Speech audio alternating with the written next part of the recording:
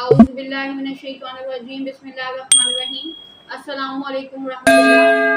तलबा व तालिबात, कानून मुफीद रज़ा को चाहने वाले तमाम तर लोग जो कि हमारी वीडियो को सुन रहे हैं, अल्लाह ताला आप तमाम लोगों पर रहमतें नाज़िल फरमाए। आज हम अपनी तरबियती नशिस्त के 21वें रोज़ में मौजूद हैं। कल लेक्चर अपलोड किए गए थे सोजिश और वर्म के दर्जों के। उसके अलावा अपने हाथ के पोरों के हसासियत को बढ़ाने के लिए कि तबीब जो है वो नब्ज़ पर हाथ रखते ही उसको महसूस हो जाए कि इस मरीज़ का क्या अंदाज चल रहा है, और जो भी एक रेमेडी थी, एक एक्सरसाइज थी, वो आपके सामने शेयर की थी। आज जो है पिछली वीडियो में से कुछ सवाल मौजूद हैं। सबसे पहले एक भाई सवाल कर रहे हैं, गालिबन ये इंडिया से हैं। वो कहते हैं कि आपने मर्ज के दर्जे बताए, तो जो 5वां दर्जा था उसको ज़रा वजाहत दोबारा कर दें। ठीक है भाईजान, बात ऐसे है कि 5वां दर्जा मर्ज का और वरम का दूसरा दर्जा, मर्ज का 5वां दर्जा वो दर्जा होता है कि जहाँ पर कुव्वते मुदब्बरा बदन अब खर्च हो रही है, कुव्वते मुदब्बरा बदन अब मैदान में आ गई है। अब ये चाहती है कि बेशक जिंदगी को चलाया जाए जैसे हो, वरना ये मर्ज तो उसको खा जाएगा, मर्ज तो जिंदगी को ख़त्म कर देगा। कुव्वते मुदब्बरा बदन मर्ज के खिलाफ लड़ने के लिए मैदान में उतरती है और दिन बर दिन खर्च होती चली जाती है। इस मौके पर क्योंकि वरम आ चुका है, जहर फैलने का अंदेशा है, कुव्वतें तबाह होने का अंदेशा है, इस मर्ज के दर्जे पर हमें हुक्म दिया गया कि हम अक्सीर दर्जे की दवा देंगे, क्योंकि अक्सीर दर्जे की दवा आपकी कुव्वते मुदब्बरा बदन की मदद करती है और कुव्वते मुदब्बरा बदन को उठा कर खड़ा कर देती है। जब हम अक्सीर दवा देते हैं मर्ज के 5वें, वरम के दूसरे और मर्ज के 5वें दर्जे पर, तो गोया कि हम कुव्वते मुदब्बरा बदन जो खर्च हो रही है उसकी मदद करते हैं, उसके मामून होते हैं कि वो जाकर बीमारी से लड़े और आपको ज़िंदगी और सेहत की तरफ ले आए। अगर यहाँ अक्सीर दर्जे की दवा ना दी गई तो मरीज़ जो है वो बहुत जल्द बीमारी के दहाने पर पहुँच जाएगा। अब एक भाई हैं, वो सवाल करते हैं कि सोजिश और सोजिश की नब्ज़ें क्या हैं। जैसे कि हमने वरम के दर्जे नमली, दूधी, मौजी पढ़ाए थे, या मंशारी, मुतरकी और जुम्बुल फार बताए थे। वो कह रहे हैं कि सोजिश के जो इब्तदाई 3 दर्जे थे वो क्या हैं, उसमें नब्ज़ हमें कैसे बताएंगे। प्यारे भाई, मैंने बड़ी आसानी से आपको बताया था, मैंने समझा शायद आप समझ जाएंगे, नहीं समझे तो चले दोबारा बता देती हूँ कि मर्ज के 3 दर्जे हैं। पहले दर्जे में आपको हबस है, लज्जत है, बेचैनी है, आपको कब्ज़ यानी इनकबास हो गया है, रुकावट आ चुकी है। इसकी अलामत आपको ये मिलती है कि मरीज़ घबराहट महसूस करता है, मरीज़ को बेचैनी लगती है, कोई बीमारी नहीं है, कोई रिपोर्टों में नहीं आ रही है। नब्ज़ क्या है? नब्ज़ क्या है? या तो वो अपनी सेहत की नब्ज़ से आगे गया, या अपनी सेहत की नब्ज़ के पीछे रह गया, या अपनी सेहत की नब्ज़ में शिद्दत इख्तियार कर गया, या फिर वो कोई ऐसी ग़िज़ा खा रहा है कि उसकी खून का कवाम, हरारत, हरकत और कुव्वत, मैंने बताया था इन तीनों में अंदाज़ों पर हमने नब्ज़ टटोलनी थी। हकीकत में यही तो सोजिश के दर्जात थे। हमने हरारत और कुव्वत और हरकत को मुय्यर करने के लिए 10 मुफरिद अंदाज आपको बताए थे। वही 10 मुफरिद अंदाज हकीकत में सोजिश के दर्जों को तय करते हैं। कहीं पर सोजिश का दर्जा ये आता है कि कभी हो जाती है नब्ज़, कहीं सोजिश का ये दर्जा आता है कि नब्ज़ें दर्द और तकलीफ की वजह से बत्ती हो जाती हैं, कहीं पर उनकी कवामे आला सुलभ हो गया है, कहीं पर हमें बताया चलता है कि नब्ज़ खाली खाली महसूस हो रही है, नब्ज़ ममतली की तरह भर गई है।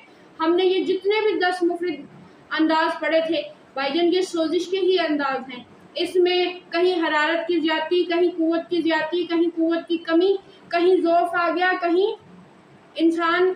अब आप तबीब होने की हैसियत से मरीज़ की नब्ज़ पर यही अंदाज तो देखते हैं, मगर क्या हुआ, यहाँ पर भी कुछ मुबहम मौजूद है। तालिब इल्म होने की हैसियत से जब मैं पढ़ा करती थी तो ये सवाल मेरे जहन में भी आते थे और मुझे बड़ा परेशान करते थे कि आखिर हमें ये अंदाज तो पढ़ा दिए गए हैं, सरी, बती, कवी, ज़ईफ़, मगर क्या होता है कि बहुत से ऐसे मरीज़ आते हैं जिनकी नब्ज़ तो ज़ईफ़ होती है, तो क्या फिर ज़ईफ़ पर हमें ताकत की दवाई दे देनी चाहिए? और बहुत से बच्चे ऐसे आते हैं जिनकी नब्ज़ें सरी महसूस होती हैं, तो क्या फिर उनको ठंडी दवाई दे दें? ये ऐसे सवाल हैं जो मेरे जहन में आते थे, क्योंकि जब तक मुझे ये नहीं पता चलेगा कि उम्र के लिहाज से आपकी नब्ज़ों के दर्जे होते हैं, उम्र के एतबार से आपकी नब्ज़ की रफ्तार भी होती है। जब तक आपके जहन में ये बातें जहन नशीन नहीं होंगी, आप किसी उम्र को देखेंगे, एक छोटे बच्चे को देखेंगे, उसकी नब्ज़ तेज तेज चल रही है, आपको नहीं पता कि फी मिनट इसकी दिल की रफ्तार कैसी होनी चाहिए थी, कितनी स्ट्रोक होनी चाहिए थी, आप गुमान करेंगे ये तो नब्ज़ तेज चल रही है, तो यहाँ आप खता कर सकते हैं। आज जो है मैं इसी टॉपिक पर बात कर रही हूँ कि उम्र के लिहाज से आपके जिस्म में, उम्र के लिहाज से जब आपके पास मतलब पर तबीब आते हैं, आपको पता होना चाहिए किस उम्र में फी मिनट नब्ज़ की स्ट्रोक कितनी होगी, क्योंकि एक तबीब होने की हैसियत से तशखीस करने के लिए आपको उन तमाम असूलों को जानना पड़ेगा जो नब्ज़ के दर्जे हैं, जो नब्ज़ के कवाम की तब्दीली है, जो नब्ज़ में कवी बत्ती के असूल आ रहे हैं, मुरक्कब अंदाज आ रहे हैं। साथ ही साथ आपको हर उम्र के हिसाब से ये पता होना चाहिए कि किस मरीज़ की कौन सी नब्ज़ इसकी सेहत की बनती है। मैंने ये तो बता दिया था कि उधेड़ उम्र में 2 नंबर होने चाहिए, बुढ़ापे में 1 नंबर होनी चाहिए, जवानी में 3 होनी चाहिए, या लड़कपन में क्या होनी चाहिए, मगर मैंने आपको ये नहीं अभी तक बताया कि कौन से सन में, कौन सी उम्र में फी मिनट के हिसाब से आपकी दिल की धड़कन कितनी होनी चाहिए, ताकि आप उसको अंदाज़ा रख के जान सकें आया इस मरीज़ की नब्ज़ सुस्त चल रही है या आया इस मरीज़ की नब्ज़ जितनी होनी चाहिए उससे ज़्यादा तेज़ चल रही है। तो जनाब आला बात ऐसे है कि अल्लाह करीम का बड़ा एहसान है। साबिर मुल्तानी रहमतुल्लाह अलैह ने हर हाल में, हर जगह हमारे लिए तिब की शमा रोशन की है, हमें हर हाल में हर चीज़ को समझाने की तरफ उन्होंने मेहनत की है, किसी पॉइंट से हमें खाली नहीं छोड़ा है। जनाब आला बात ऐसे होती है कि जब कोई भी आदमी इन बातों को ज़हन नशीन कर लेगा तो इंशाअल्लाह वो कभी नब्ज़ में ख़ता नहीं उठाएगा। हमारे पास उम्र के अदवार हैं, हमारे पास उम्र के अदवार के हिसाब से फ़ी मिनट स्ट्रोक भी है, फ़ी मिनट नब्ज़ की रफ्तार भी मौजूद है।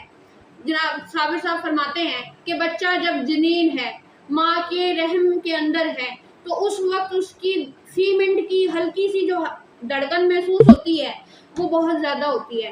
वो फी मिनट के एतबार से कम अज़ कम भी 160-150 मिलती है। जनाब आला जनीन की जो है वो 160-150 मिलती है, और जब बच्चा पैदा होता है तो वो 140 मिलती है। 1 साल की उम्र में वो 130 से 120 के करीब है। जब वो दूसरे साल में पहुंचा है तो वो 110 के करीब आ गया है। जब वो 3 साल की उम्र में है तो उसकी नब्ज़ फी मिनट 100 नब्ज़ें चलती है, और जब उसकी उम्र 3 साल के बाद से 7वें साल तक पहुंचती है, हमने बताया बचपन ख़त्म हो गया, बचपन के बाद जो इब्तदाई जवानी का दौर है जिसे लड़कपन कहते हैं, यहाँ पर वो 95 के करीब चलती है। जवानी में यही नब्ज़ जो है वो 80 से 70-75 के दरमियान चलती है।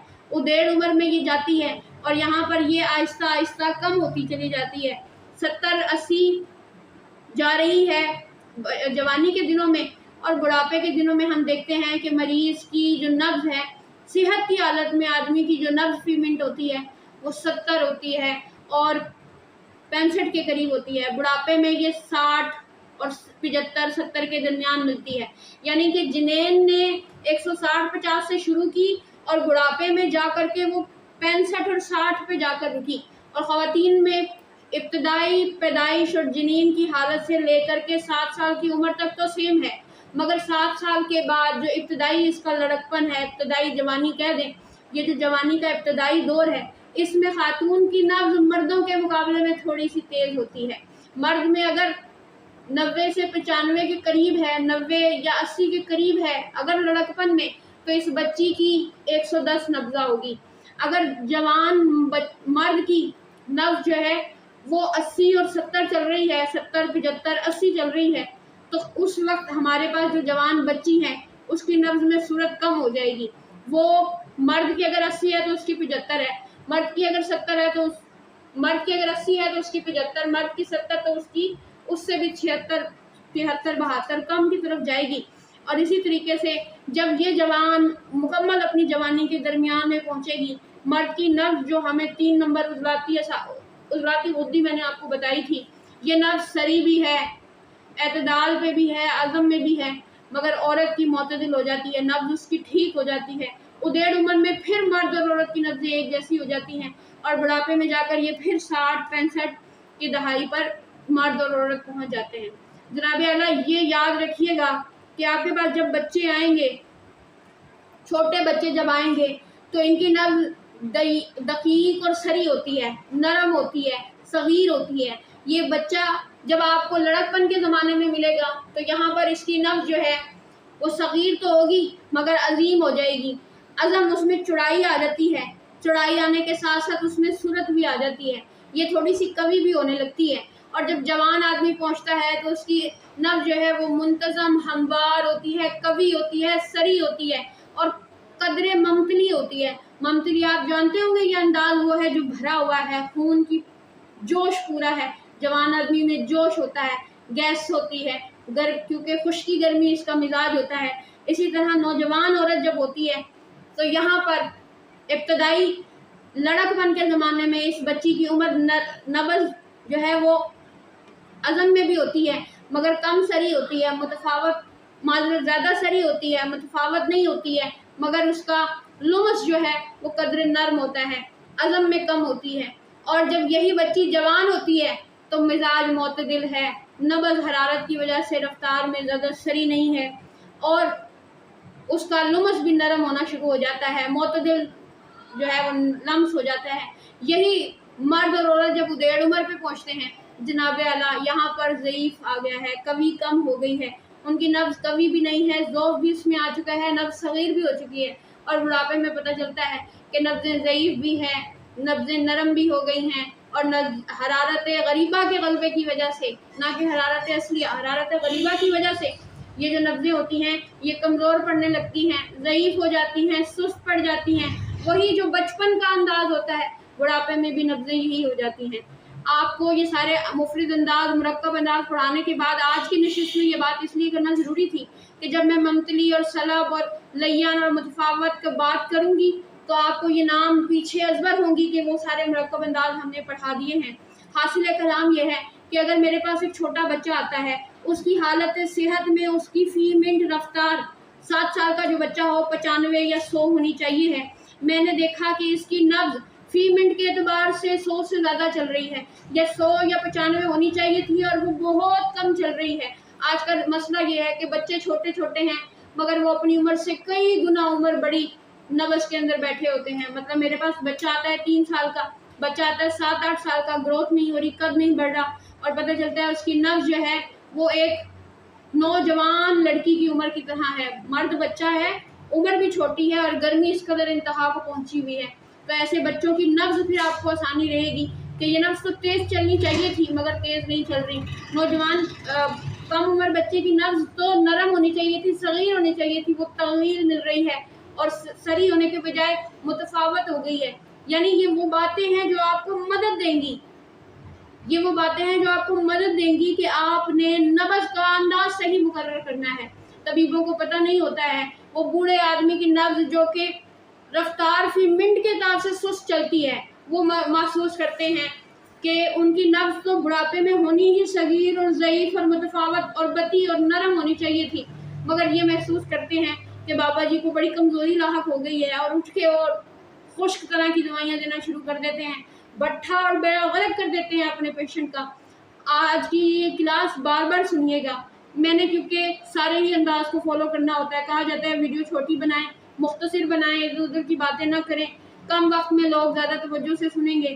میری مجبوری ہے کہ میں اس کو مزید تفصیل سے آپ کو بیان نہیں کر پا رہی ہوں وقت کی کمی کی وجہ سے، مگر آپ لوگوں کی کوئی مجبوری نہیں ہے، ویڈیوز بار بار سنیں، سوال بنتا ہے سوال اٹھائیں، جو جتنا پوچھے گا وہ اتنا سیکھے گا۔ میں ہو سکتا ہے آج جس جذبے سے آپ کو پڑھا رہی ہوں آنے والے وقتوں میں وہ جذبے میرے پاس موجود نہ ہوں، میں اس طرح آپ کو نہ پڑھا سکوں، تو یہ ایک بہترین آپشن ہے آپ کے پاس، ہر طرح سے سوال پوچھیں سمجھیں۔ جب مجھے فی منٹ عمر کے اعتبار سے درجے جو بنتے ہیں اور فی منٹ رفتار مجھے پتہ ہوگی تو میں یقین کریں میں اپنے مریضوں کو متاثر زیادہ کروں گی۔ ایک نوجوان بچی جس کی رفتار مجھے پتہ ہے کہ یہ 70 75 80 کے قریب ہونی چاہیے اور وہ میرے پاس آتی ہے، میں اس کی نبض دیکھتی ہوں، نبض تیز چل رہی ہے، مجھے پتہ لگ گیا کہ اس کے اندر خشکی ہے، اگر اس سے سست چل رہی ہے مجھے پتہ چل گیا کہ یہ بچی اپنے قوام میں نہیں رہی ہے، آگے پیچھے ہو گئی ہے۔ یہ بہت اہم کلاس تھی، سمجھیے گا، عمر کی جو نبضیں ہونی چاہیے وہ یاد رکھیے گا، بچے کی کیا ہے، بڑھاپے میں کیا ہے، نوجوان مرد کی کیا ہے، इब्तदाई जवानी में क्या है। तो इंशाल्लाह आपके साथ ये सारी बातें आसानी से खुलती चली जाएंगी और आप लोग माहिर नबाज होने में, माहिर नबाज ना सही, कम से कम तशखीस तो दुरुस्त करेंगे, कम से कम जहन में ये बातें तो क्लियर होंगी कि हमने इल्म पूरा ले लिया था। और अल्लाह से मदद करेंगे तो कुशादा दिलों पर इंशाल्लाह नब्ज़ का इल्म पूरा उतरेगा, जो याद करेंगे वो जहन नशीन रहेगा। और जब मरीज़ की नब्ज़ चेक करेंगे तो ये सब का सब अजबर होता जाएगा, जहन में आता ही चला जाएगा। साबिर साहब फरमाते हैं कि हालत सेहत में और हालत मर्ज में नब्ज़ों के अंदाज मुख्तलिफ होते हैं, क्योंकि नब्ज़ का ताल्लुक आपके दिल की हरकत से जुड़ा है।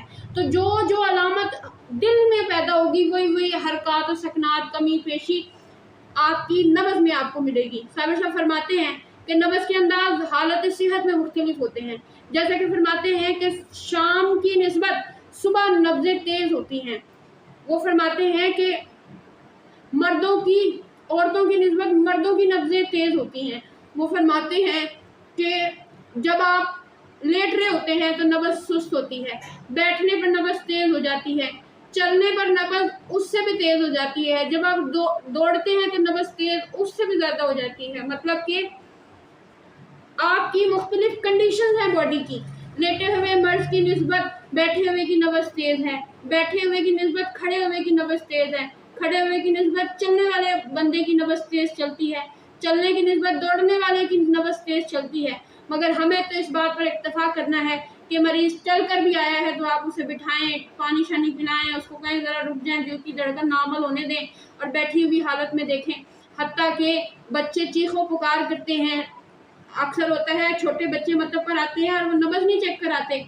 ऐसी हालत में हम सोने का इंतज़ार करते हैं, वो बच्चा सोया होता है और उसकी नब्ज़ चेक करते हैं। ये बात मेरे जहन में बैठनी चाहिए कि नींद की हालत में नब्ज़ सुस्त होगी तो कहीं मैं नब्ज़ सुस्त समझ कर उसको दवाई ना गलत दे दूँ, बल्कि मैंने उस सुस्ती को जहन में रखकर मकाम याद करने की कोशिश करनी है। आया बच्चा किस मकाम में बैठा है, फिर सुस्ती को याद रखना है कि ये सोया हुआ है तो उसकी नब्ज़ तेज़ आहिस्ता चल रही है। हमारे पास बहुत ऐसे मरीज़ आते हैं, बूढ़े होते हैं, बहुत बूढ़े होते हैं या फिर इतने बीमार होते हैं कि बिस्तरे मर पर पड़े होते हैं, उठकर बैठ नहीं सकते हैं। ऐसे बंदों की नब्ज़ लेटे लेटे भी तेज़ चलती है, चिमटी हुई है। तो सोचें कि ये मरीज़ जब बैठा होगा तो फिर इसकी तबीयत में नब्ज़ कितनी तेज़ चल रही होगी। या बाज़ बात लेटे होते हैं तो नब्ज़ मिलती नहीं है, फिर कोशिश करें ऐसे मरीज़ों को उठाकर बिठाएं, पीछे उनको कहें टेक वगैरह लगा ले, घर वालों को कहें उसको बिठाएं, फिर उसकी नब्ज़ चेक करें। इंशाअल्लाह ये वो नुकात हैं जिन्हें आप आहिस्ता से याद करते जाएंगे और तशखीस पर कमाल हासिल करते जाएंगे। आगे अब मैंने अपनी वीडियोज़ में शराब की हालत, खाने के बाद, रियाजत के बाद, वर्जिश के बाद या मुख्तलिफ अंदाज में मौसमों में आपकी नब्ज़ कैसी हो जाती है, ये जो लोगों के कॉन्सेप्ट हैं कि जी सोते हुए नब्ज़ ऐसी होती है, जागे हुए नब्ज़ ऐसी होती है, हम भी इन चीज़ों को मान रहे हैं, मगर तबीब ने नब्ज़ देखनी है, नब्ज़ का हर पहलू उसको पता होना चाहिए। अगली वीडियो में मैं इंशाअल्लाह इन सारे टॉपिक्स को कवर करके नब्ज़ों का जो 6 मुफरिद नब्ज़ों में कौन कौन सी अलामत आपको मिलेगी वो बता के नब्ज़ों के इस सबक को मुकम्मल कर देंगे। अल्लाह ताला आप लोगों का हामी नासिर हो। दुआओं की दरख्वास्त है आपसे। अस्सलामु अलैकुम व रहमतुल्लाहि व बरकातुहू।